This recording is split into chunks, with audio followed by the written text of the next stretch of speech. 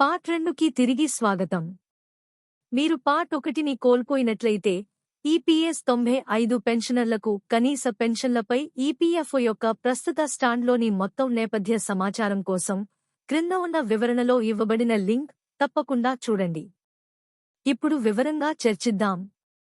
టాపిక్లోకి వెళ్లే ముందు మా ఛానల్కు సబ్స్క్రైబ్ చేయమని మీ అందరినీ అభ్యర్థిస్తున్నాము మరియు మాకు మీ మద్దతు అవసరం. అత్యంత ఉత్తేజకరమైన పరిణామాలలో ఒకటి కమిటీ వివిధ ఎంపికలను పరిశీలిస్తోంది, వాటితో సహా 1.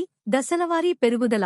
ఆకస్మిక పెంపుకు బదులుగా వారు కాలక్రమేణా క్రమంగా పెరుగుదలను అమలు చేయవచ్చు. 2. Tired pension structure. ఇది సంవత్సరాల సర్వీస్ ఆధారంగా అధిక పెన్షన్లను సూచిస్తుంది. 3. పెన్షన్లను ద్రవ్యోల్బణానికి లింక్ చేయడం. పెరుగుతున్న ఖర్చులకు అనుగుణంగా పెన్షన్లు ఉండేలా చేసే ప్రతిపాదన. ప్రభుత్వ ప్రమేయం. ఈ మార్పులకు అదనపు నిధులను అందించడానికి సంభావ్య ప్రభుత్వ జోక్యం గురించి కూడా చర్చలు జరుగుతున్నాయి.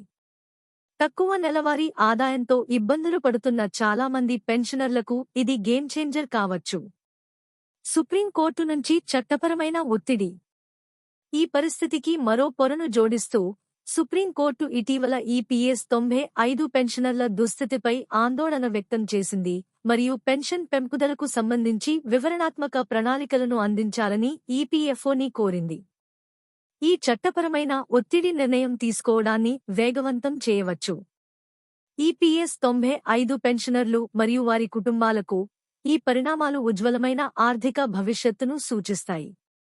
నిర్దిష్టతలు ఇంకా ఖరారు అవుతున్నప్పటికీ మార్పు రాబోతోందని స్పష్టమవుతోంది. ఈపీఎస్ 95 పెన్షన్లతో ఏమి జరుగుతోంది మరియు మీ ఆర్థిక భద్రత ముందుకు సాగడానికి దాని అర్థం ఏమిటి అనే దాని గురించి మీకు ఒక ఆలోచన వచ్చిందని మేము ఆశిస్తున్నాము. మీరు మా ఛానల్కు సభ్యత్వాన్ని పొందారని నిర్ధారించుకోండి. మీకు ఈ సమాచారం ఉపయోగకరంగా ఉంటే మాకు థమ్స్ అప్ ఇవ్వండి మరియు ప్రయోజనం పొందగల ఇతరులతో దీన్ని భాగస్వామ్యం చేయండి. ఈ వీడియోను చూసినందుకు మరియు ఈ 2 భాగాల సిరీస్లో మాతో చేరినందుకు ధన్యవాదాలు.